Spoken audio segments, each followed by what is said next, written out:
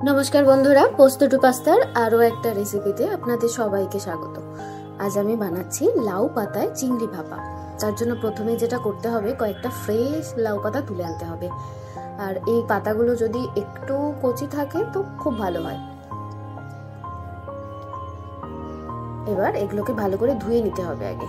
আর একটা মিক্সার গ্রাইন্ডারে 1 চামচ কালো সরষে, 1 চামচ পোস্ত, 2টো লঙ্কা, নারকেল কোড়া আর একটু দই, সামান্য পরিমাণ মতো নুন দিয়ে ভালো করে মিহি একটা পেস্ট বানিয়ে নিতে হবে।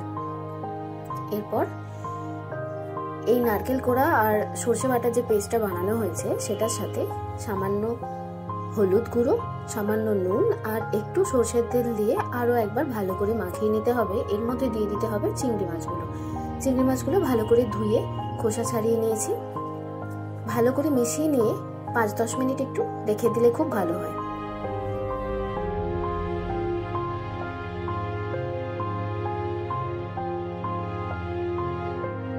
দশ মিনিট পর যে লাউ পাতাগুলো তুলে ভালো করে ধুয়ে রেখেছিলাম সেগুলোর মধ্যে জল ঝরিয়ে একটার পর একটা ঠিক এইভাবে রেখে এর মাঝের অংশটাতে দিয়ে দিতে হবে চিংড়ি মাছগুলো। 2-1টা করে দিয়ে সামান্য পরিমাণ বাটা মশলাটা দিয়ে এটাকে চৌকো করে খুব সাবধানে মুড়ে নিতে হবে।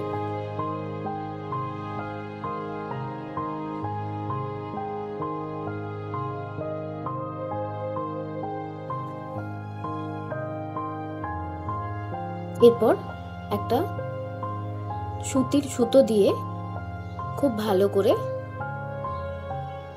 বেঁধে নিতে হবে, যাতে এগুলো যখন স্টিমে বসাবো ভেতর থেকে জিনিসগুলো বেরিয়ে না আসে। খুব ভালো করে বেঁধে নিতে হবে।